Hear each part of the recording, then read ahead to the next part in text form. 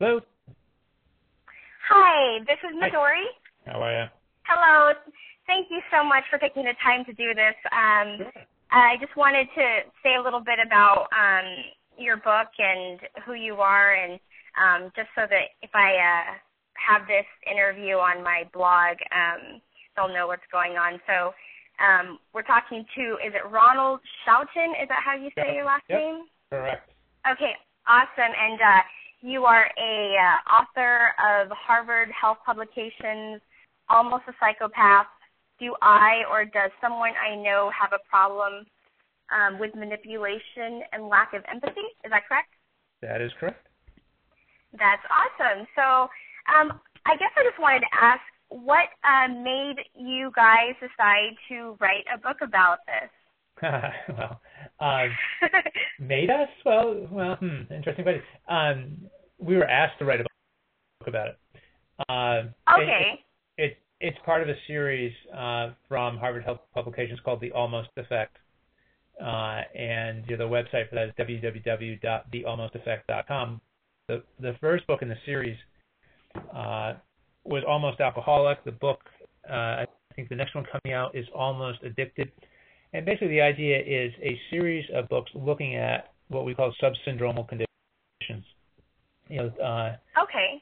Collections of symptoms that people have that cause tremendous distress but may not rise to the level of a full-blown diagnosis. Okay. Yeah, and so, how did, so people, we were talking about this, and, they wanted to do a book on basically bad behavior, on psychopathy, the extreme form of antisocial behavior, and approached me because I'm a forensic psychiatrist, and as you can tell, as you'll see from the stories in the book, I spend an awful lot of time looking at people who are sort of on the dark side of human behavior. And I was an attorney before I went to medical school, and Jim is a former assistant U.S. attorney, my co-author, Jim Silver, former assistant U.S. attorney and now criminal defense attorney, and one of his more notorious clients was Clark Rockefeller, this fellow who's now, I think, on trial for murder out in California. He's a German fellow who feigned being someone else, and when he got to the East Coast, he feigned being a member of the Rockefeller family. Oh, wow. Yeah, it's pretty dramatic. Now, yeah, that sounds pretty dramatic. Yeah, I'm sorry, I forgot to mention James Silver is also an author. And so, if they're almost psychopaths, I'm trying to wrap my head around this concept. Is there a real harm if they're not truly clinical psychopaths? I guess I'm just asking in terms of Sure. in relation to my dating column. Yeah, well, it's a great question, and you're not the first one to ask it in the many interviews we've done. Really what our book is about is kind of what we call situational awareness, getting people to pay attention to the behavior of the people around them and their own behavior, and to take notice when something bothers them and kind of gets under their skin and becomes frustrating, or in the case of dating in particular, creepy.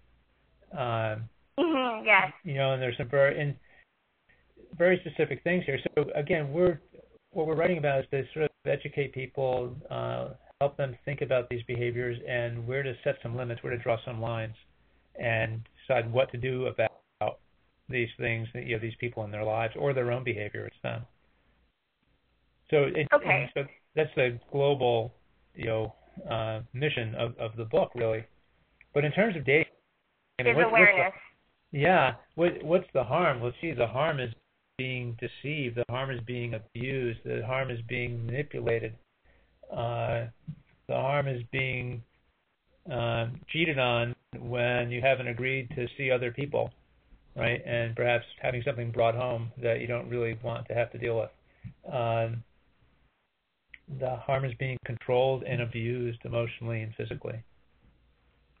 I like how the title of the book is not just talking about a third party, but actually saying, do you look into yourself, and do you have any of these characteristics? That's a good approach, because it's not just those around you that might be of concern, but Yep. seeing if you can identify some of the things in yourself. Yeah. Now, Sorry, go ahead. Oh, go ahead. No, go ahead. There aren't too many saints in the world. And all of us do things that are a little bit off kilter at times. The question is, how do you think about it? How do you feel about it? How do you come to grips with it? Do you feel sorry about that? I mean, one of the hallmarks that we can talk about in the dating situation is, someone who is without remorse and without empathy. They really don't care who they hurt, and they don't care if they've transgressed, sort of normal rules of behavior. So if they don't feel remorse and they don't care, how do you think that self-awareness is going to make a difference? It kind of depends where they are on the psychopathy spectrum. True psychopaths, people who are really out there and would merit the full diagnosis, really don't even have a capacity for remorse. When you ask them, when they're sitting in the courtroom and the judge asks them if they feel remorse for their crime, they actually have no idea what the judge is talking about. They don't have an understanding of guilt, shame, that kind of thing. Correct. Oh, okay. It's kind of like, I've explained it to you, it's kind of like being in a fight with someone who doesn't feel pain. Right? Okay, yeah. I think of some of those science fiction movies, right, where, the battles between a human and someone who doesn't, some being, some robot, whatever, that doesn't feel any pain. It's really hard to deter them, right? And when we're dealing with a psychopath, they don't feel any remorse. They don't feel any shame. There's no guilt there. So the almost psychopath, it seems like they're not quite there. So there's some hope. There might remedy. There might be some hope there. Might be some hope. Correct. Okay. So, are there any telltale signs of, I guess, for my readers on how they can identify an almost psychopath? You mentioned manipulation. Yeah, sure. We can run through a list of those. But one thing I would just add to that before we get to that is that, sure. Well, okay, why don't we just run through the list? Okay. It's, I lost my thought there. It was based on something you had just said. The difference between, so it's important to sort of draw a distinction between someone who is sort of clueless and oblivious and someone who doesn't care. Okay. And someone who's predatory. Because, especially if we're talking about guys, there's a lot of cluelessness that goes on, right? And yeah, they don't realize they're being creepy or... Right. And so then the question is, what does that person do? And this is one of the elements here, so it gets us back to the list. What does that person do when, if you're encouraged and you feel like, okay, I really need to do something, because that's what we're encouraging people to do. I need to say something. What's their response when you say something? Can they take no? Do they understand the word no? Right? So that's an important part of this. So let's go through the list, and that'll pop up again in a second. Okay. I think indicators to watch for are people who are just too glib and too charming. Now, charming is a wonderful thing, right? We want people who are sociable and engageable and garrulous, and that's really great. But is it kind of quick and shallow? You know what I mean? Do they flash a smile and then it turns right off? And it's important to watch not only how they treat you, but how they treat other people for all these. So glibness and superficial charm, right? You get a sense you're being you get the sense that you're being sold something, as opposed to a sincere interaction about someone who's really, willing to share about themselves and interested in you at the same time. Okay, that's right. a scary one for women, because when someone turns on the charm, it's easy just to look at that and think, wow, this guy is really charming and right and outgoing and outspoken. Yep, and that's great, but it pays to pay attention to how does it feel to you? Does it feel like you're being sold something? one of the things, psychopaths in particular are really good, and this is going to be even more scary for you, really good at something called narcissistic twinning. So that's the term we use, but it's basically they know exactly what to say to you. So let's say you're in a conversation with someone and you happen to say, oh, one of the things I really like to do is I like to sail, or I like to play tennis. I love to sail. I love to play tennis. But then as you're talking to them, you realize they don't have a clue. They don't play tennis. They've never played tennis, right? So that's sort of cunning and manipulative behavior where they're chatting. It's superficial charm. They will say anything in pursuit of, in this case, you. Okay, like right. Just too agreeable, too almost to the point where they're lying just to be agreeable, and it feels fake, and that gets us to the next one: lying and cheating. Right? People, psychopaths, everybody lies. Right? Everybody lies about little things, little white lies, to make people feel better, make their life go better. These people are pathological liars, and they will lie about little things like what they had for lunch, because they'll want to impress you. Oh, I ate at this fancy restaurant the day before, when in fact they ate at McDonald's. They'll lie about big things, like where they went to school and their SAT, and they'll lie when you haven't even asked them the question. I mean, they're out there trying to puff themselves up. Right? So watch for the... So it's just become a part of life. Lying is definitely one of the telltale signs. Absolutely, and okay. You're right. That's exactly right. It's a way of life, and they lie reflexively, even when they don't have to. So I think about it as there's sort of the lying reflex that they have, and then there's predatory lying. So in order to accomplish a goal, they may string together a whole series of lies, and so that's how we have Ponzi schemes and things like that, fraud. Okay, there seems to be a thread here that I'm hearing. It just sounds like a lot of it is just selfish and kind of self-motivated, anything to accomplish what they're trying to get. In the case of dating, it would be like if it was a woman or a man. Now, would you say there's more in one gender? I mean, I don't know if that would be too generalizing, but just from your studies, because whenever I think about it, automatically I think a man, but I don't think that's justified. Well, that's a great point. One of the things we talk about in the book is that there's some gender disparity in terms of how clinicians in the world and people in general think about these symptoms, so that conning, manipulative behavior, flirting behavior, if you will, in a male who might say, ooh, that's manipulative, that's glibness and superficial charm. In a woman, we'd say that's flirtatious. Well, if you saw that alone, you would say, oh, that really belongs in the category of sort of histrionic personality disorder, because women primarily get diagnosed with histrionic personality disorder, not men. In a male, that would be attributed to antisocial or personality disorder or psychopathy. So we have a gender bias in how we think about those symptoms, but the behaviors are equally common. That said, the majority of people who are psychopaths, and I would suspect almost psychopaths, are going to be male. But women are undercounted.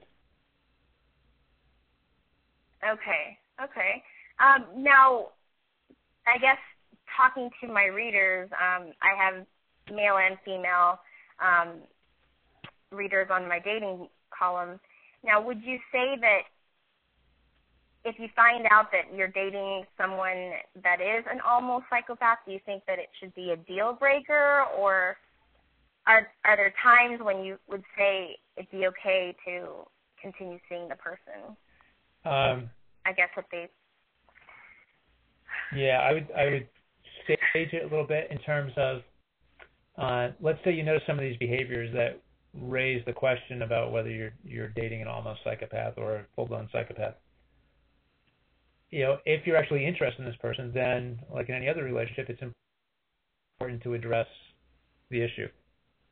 It it kind of bothers me that you call me every 15 minutes. I'm looking forward to seeing you. I like talking with you on the phone, but I actually have a job. I have other things I need to do, so please don't call me as often, right? And then you listen for the response, and then in both their verbal response and also their behavioral response, whether they actually change their behavior or not. Because basically what you're saying is, please stop stalking me. Now people get infatuated, and they really fall for somebody and they want to be with them all the time. The question is, does it turn into controlling behavior? And so that's when you should definitely take a step back and right. Okay. So anytime you notice something that bothers you, and when you engage the person with it, the response you get is either denial, that no, you're totally misperceiving this. This isn't going on at all, right? So you're crazy, sort of gaslighting phenomenon. So that's a red flag. Blaming, well, it's your fault. If you had only done this, then I wouldn't have had to done this other thing. So blaming other people, blaming you in particular. Anger in response to your raising the concern. So those are all red flags that would indicate you really want to get out of that relationship. Okay. Now, just to turn the tables a little bit, if someone is listening to this interview or reads your book and they realize they are the ones who are, having these traits, is there something, what would you advise them to do, or is there a way to change or manage it if at least they're receptive? Yeah, sure. I think in a lot of cases where guys perhaps, get a little too worked up, a little too controlling, they're calling too out, it's because of their anxiety about losing the relationship. That they don't realize that they're doing more harm than good. It's a good time for people to go find a therapist to talk to about this stuff. Can't really talk to your Definitely. You can't really talk to your friends. You can, but by and large, friends are going to support you in what you do. You're really lucky if you have a friend. If you're the guy in that situation and you go to a friend and say, I'm seeing this woman, and I love to be with her. I can't stand being away from her, and I'm calling her all the time, and she seems sort of pissed about it. If the friend says, dude, cut it out, you're going to blow it. And if they can rein it in, then that's great, right? But really seeing a therapist around that, when somebody gets so worked up and so attached and can't leave the other person alone, is really a good idea. Okay, very good. Were you in the book? Did you guys interview any? I'm not really familiar with we haven't the process that you. We haven't gotten you a book. No, I didn't. I haven't gotten a book. Bug Shelby. But I'm very interested, and I've seen it on Amazon, and there's great reviews, and I know you guys have gotten some publicity with the New York Times. Yeah, they were happy. Really exciting. It was great. Yeah, so, thank you. Very cool. So I guess we can wrap this up. I just one more question. If you could give one piece of advice to anyone dating an almost psychopath, what would you tell them? Obviously, get the book. There you go. Buy the book. I would say that the most important thing for anybody in any relationship to keep in mind, male or female, is that no one deserves to be used or abused, conned or manipulated. And if you find yourself in that situation, you deserve to get out of it. You need to protect yourself. Okay. Very good. Very good. Thank you so much for taking the time for this. Sure. I know you guys have a busy schedule and you've been doing interviews everywhere, and I appreciate this opportunity to speak to you and get some more information on this book. And just a quick note to my readers, if you're listening to this interview, make sure to check it out. It's by Harvard Health publication, Almost a Psychopath. Do I or does someone I know have a problem with manipulation and lack of empathy? Okay. Thank you so much. Good deal. Thank you. Let me know when it's out. I look forward to reading it. Okay, awesome. Thank you so much. All right. Bye-bye. Bye-bye.